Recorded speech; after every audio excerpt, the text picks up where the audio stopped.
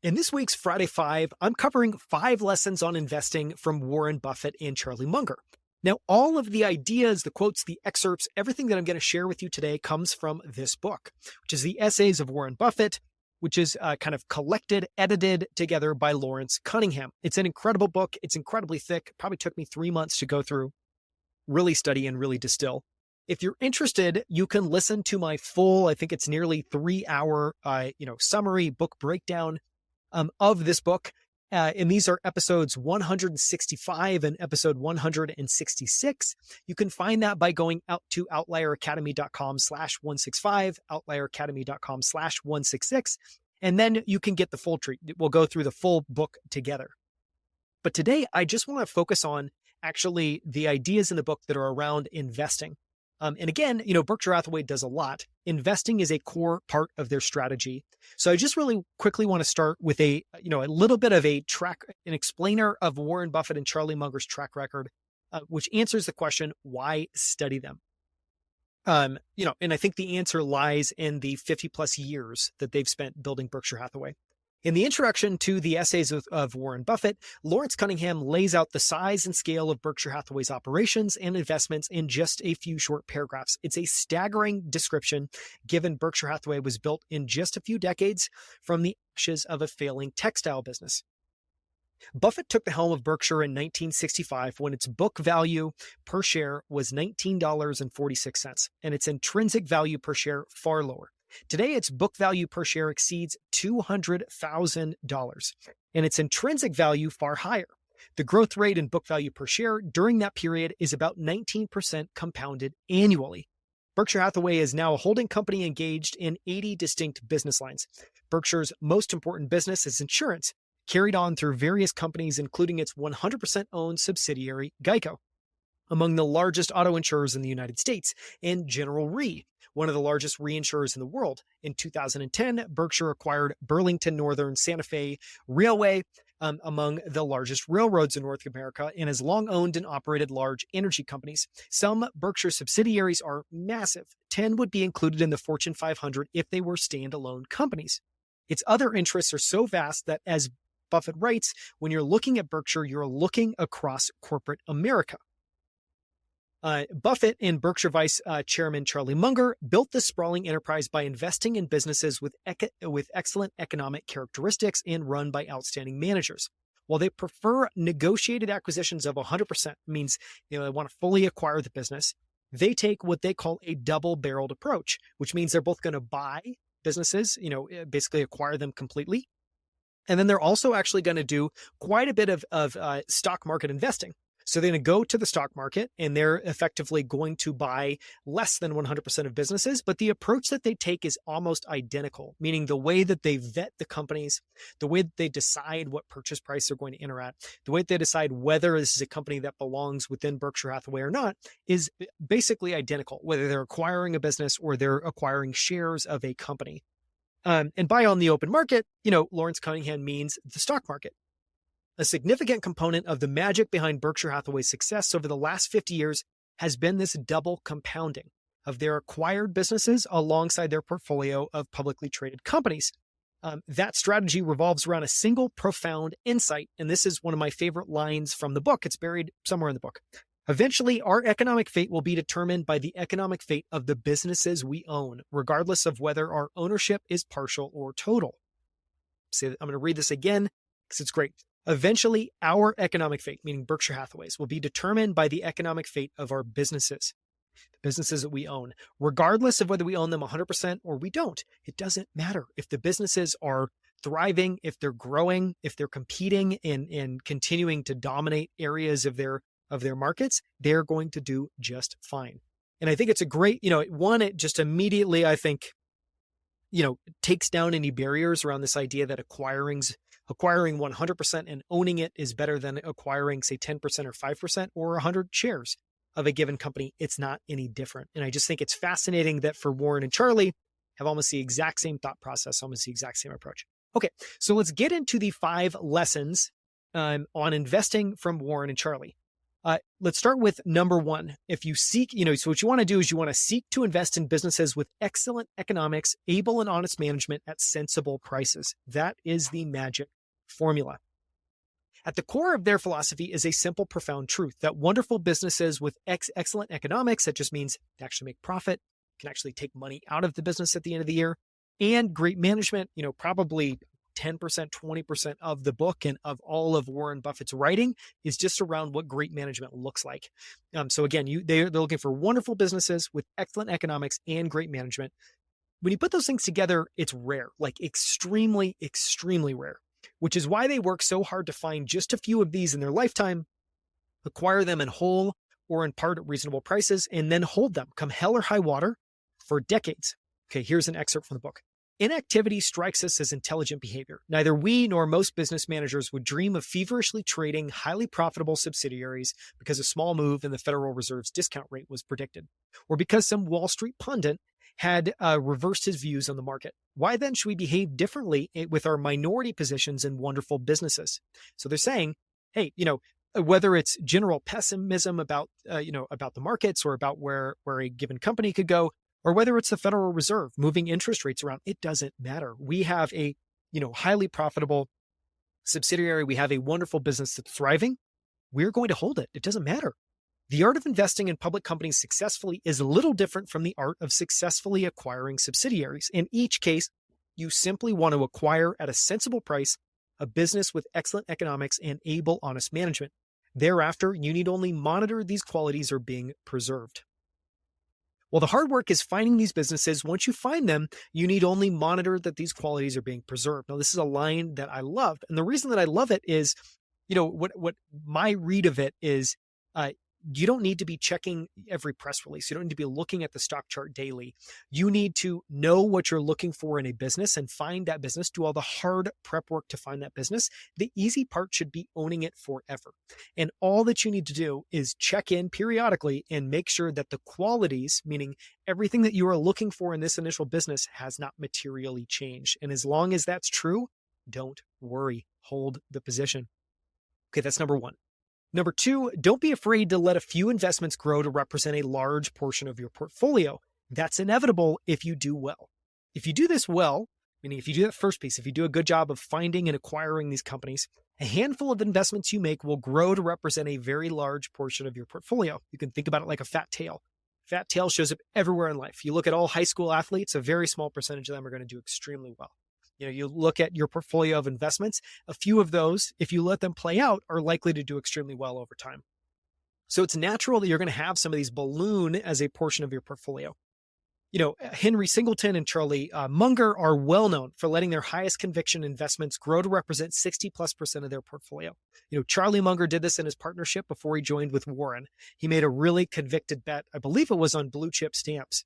And it grew over 60% of the portfolio. Henry Singleton did this. Henry Singleton, when he was building Teledyne, and this was a precursor to Berkshire Hathaway, he was building Teledyne. He had these insurance subsidiaries. He was the first person to basically take, he was the original Warren Buffett. He acquired insurance subsidiaries and then said, I am going to be the one to make investment allocation decisions as the CEO of Teledyne. And his approach to investing with the insurance subsidiaries portfolios was highly concentrated. So again, there's a lot of precedent for this. A lot of the smartest people in the world have very high concentration. And so it's a fantastic outcome. If you have a portfolio with a few very large positions, it's not a situation to be avoided. When carried out capably, an investment strategy of that type will often result in its practitioner owning a few securities that will come to represent a very large portion of their portfolio. This investor would get a similar result if he followed a policy of purchasing an interest in, say, 20% of the future earnings of a number of outstanding college basketball stars. A handful of those would go on to achieve NBA stardom, and the investor's take from them would soon dominate his royalty stream, his royalty portfolio. To suggest that this investor should sell off portions of his most successful investments simply because they have come to dominate his portfolio is suggesting that the Bulls trade Michael Jordan because he has become so important to the team. Such a fantastic analogy. And related to that, this comes from the 1988 shareholder letter. Warren Buffett basically cites, this idea that he heard from Peter Lynch, which is that what you want to avoid is cutting your flowers and watering your weeds. Here's what that is. Here's the context. When we own portions of outstanding businesses with outstanding management, our favorite holding period is forever. We are just the opposite of those who hurry to sell and book profits when companies perform well, but who tenaciously hang on to businesses that disappoint. Peter Lynch aptly likes such behavior to cutting the flowers and watering the weeds. Your favorite holding period, that means your and my favorite holding period, should be forever. To do that well, don't cut the flowers and water the weeds. If you have a portfolio and you have a couple of Michael Jordan positions in it, do not cut them. Hold on to those flowers instead. Okay, number 3, invest in companies you expect to be as competitive 20 years from now. The best investments compound over decades. To find wonderful businesses that you can hold on to forever, you have to be incredibly durability focused. You have to find companies in a dominant competitive position with the ability to compete and win in their spaces for decades. In studying the investments we have made in both subsidiary companies and common stocks, you will see that we favor businesses and industries unlikely to experience major change. The reason for that is simple. Making either type of purchase, majority acquisition or minor publicly traded position, we are searching for what we believe are virtually certain to possess enormous competitive strengths 10 or 20 years from now. A fast-changing industry environment may offer the chance for huge wins, but it precludes the certainty that we seek. I should emphasize that as citizens, Charlie and I welcome change. Fresh ideas, new products, innovative processes, and the like cause our country's standard of living to rise, and that's a good thing. As investors, however, our reaction to a fermenting industry is much like our attitude towards space explorations. We applaud the endeavor, but we prefer to skip the ride. Now, this one's interesting where I think I would describe this, and I did not put in here what year, what shareholder letter year this was from. My guess would be that it's probably the 80s, maybe even the early 80s. And that's because I think that, Charlie and Munger's perspective on this have changed, or I would like to offer maybe a slight nuance, which is to say, I think what they're saying here is basically avoid any industry that is fast changing. And I'll just say there are many industries, if you study it, and I've actually run a company in one of these industries, that I would just describe as a competitive hellhole, meaning it's maybe an extreme term, but meaning that there are certain industries where competition is so high that it is very difficult for anyone to actually build shareholder value and to build business value over time. Now, I would say everyone should avoid those industries, but I don't know if you want to avoid an industry that's changing. What you want to find is a player that is dominant in it and whose competitive advantages you think will persist. And I think a good example of this would be Apple. You could easily look at Apple and say, wow, Apple has an immense amount of competition. And Apple does have an immense amount of competition, but you can also see a very clearly demonstrated track record of how strategically they've been able to overcome that competition and win. And you could make the bet, and I think it would be a smart bet to make, that Apple's success there is likely to continue. And so my nuance on this is, while I'm not sure you want to avoid all fast-changing industries, you certainly want to avoid industries with perfect competition, where achieving and sustaining a competitive advantage is difficult or nearly impossible. And regardless of whatever industry you look in, you want to find the Michael Jordan. You want to find the player that will be just as good 5 or 10 years from now as they are today. Okay, number 4, forget the growth versus value debate. They're two sides of one coin. Look for durable value and profitable growth in companies. Now, this is really interesting. This is a little bit of a weird one. It's less tactical, but it was just too good not to include because I think it's something that it's a perspective that I don't think we hear enough, and I think it's a great one, which is basically saying, I'll just get into it. Well, while Warren Buffett and Charlie Munger are typically thought of as value investors, they're focused on acquiring great businesses at fair prices. What matters most to them is the total value of the business, both today and decades into the future. With that orientation, they look for both value and growth in every investment that they make. As they share in the 1992 shareholder letter, both value and growth are important components in great investments. They care more about what they're getting in terms of value than what they're paying. So they're not looking for something cheap. They're looking for a business that is like a crown jewel that they want to hold on to for years and years and years. And they only like growth when it's profitable growth. And I think that's one of the best points that Warren makes in this next little excerpt. Our equity investing strategy remains little changed from what it was when we said in the 1977 annual report We select marketable equity securities in much the way we would evaluate a business for acquisition in its entirety. We want the business to be we want the business to be one that we can understand, B, has favorable long-term prospects, C, it's operated by honest and competent people, and D, it's available at a very attractive price. But how, you will ask, does one decide what's attractive? In answering this question, most analysts feel they must choose between two approaches customarily thought to be in opposition: value and growth. Indeed, many investment professionals see any mixing of the two terms as a form of intellectual cross-dressing. It's a great term from Warren.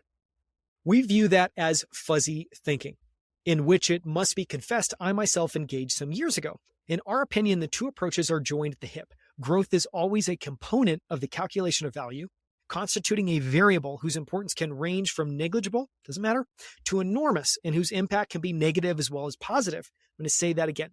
So growth and value are tied at the hip.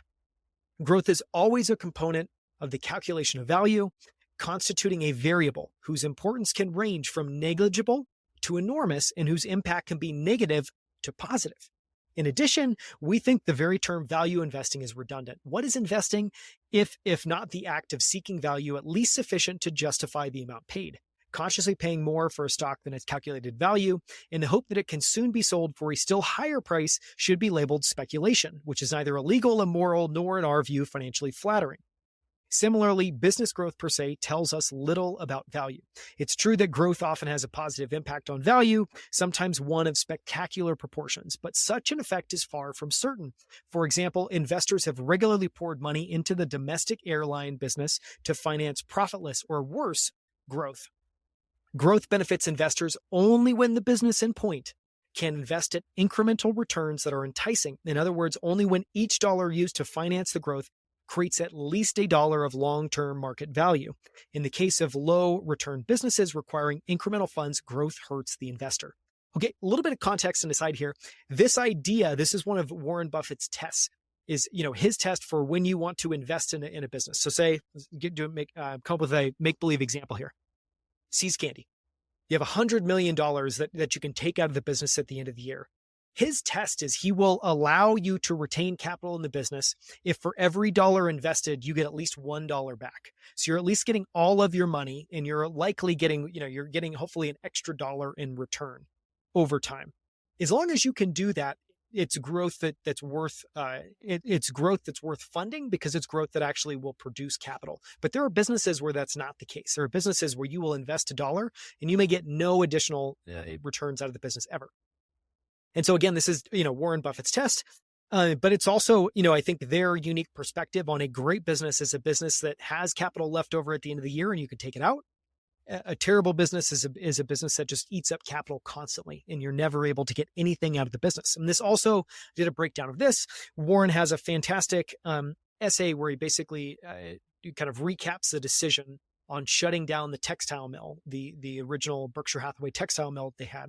And the decision is basically that there's no prospect where they're actually going to earn anything on this business. It's just going to continue to consume very large amounts of capital, and it's going to produce nothing. Okay. Number 5, and this is the last point here. You want to make Mr. Market your ally. Take advantage of his perpetual swings from euphoria to panic. If you do all of the above, meaning everything we've just covered, the final trick is learning how to take advantage of the market's wild swings from euphoria to panic.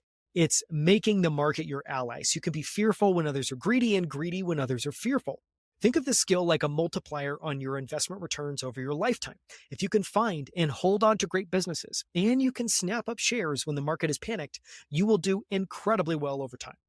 The best analogy of the market swings is Mr. Market from Ben Graham. Warren Buffett sums up Mr. Market perfectly. It's one of my favorite excerpts from the book. It's just, I would honestly reread this aloud to myself once a day if it was easy and I could remember. And this comes from the 1987 shareholder letter. Ben Graham, my friend and teacher, long ago described the mental attitude towards market fluctuations that I believe to be the most conducive to investment success. He said that you should imagine market quotations as coming from a remarkably accommodating fellow named Mr. Market, who is your partner in a private business. Without fail, Mr. Market appears daily and names price, at which you will either buy your interest or sell you his. Even though the business that the two of you own may have economic characteristics that are stable, The business is doing perfectly well all the time. Mr. Market's quotations will be anything but. For, sad to say, the poor fellow has incurable emotional problems. At times, he feels euphoric. At other and can only see favorable factors affecting the business. When in that mood, he names a very high buy-sell price because he fears that you will snap up his interest and rob him of imminent gains. At other times, he's depressed, and you can see nothing but trouble ahead for both the business and the world. On these conditions, he will name a very low price, since he is terrified that you will unload your interest on him. Mr. Market has another endearing characteristic. He doesn't mind being ignored. If his quotation is uninteresting to you today, he'll be back with a new one tomorrow. Transactions are strictly at your option. Under these conditions, the more manic depressive his behavior, the better for you. But like Cinderella at the ball, you must heed one warning or everything will turn to pumpkins and mice. Mr. Market is there to serve you, not guide you. It is his pocketbook, not his wisdom, that you will find useful. Wow. Like, what a perfect encapsulation of what the stock market actually feels like if you were to personify it as a person. And, it's obviously a little bit dramatized for effect, but it is not far off. If you pay attention to markets and if you've been through cycles, this is not far off if you zoom out and actually look with broad brushstrokes at how the market works. And so that was the 5 lessons on investing from Warren Buffett and Charlie Munger. I highly, highly, highly recommend, if you're interested, that you purchase and read this book for yourself. It's the Essays of Warren Buffett. Again, you can listen to my full breakdown, my summary of the book. It's episode 165 and 166. It's nearly 3 hours in length, and I cover all of the best ideas in the book, all of my favorite ideas. And the approach I always take is, what if I could only, spend 30 minutes an hour? Obviously, in this case, I recorded for 3 hours. I mean, the book is a beast. But if I could only spend 3 hours a year, rereading or sitting with some of the wisdom in the book, those are the ideas that I would want to basically imbibe again and again and again. If you're interested, you can subscribe and get Friday 5 delivered in your inbox for free every single week. Just go to newsletter.outlieracademy.com, and I will see you next week with a brand new Friday 5.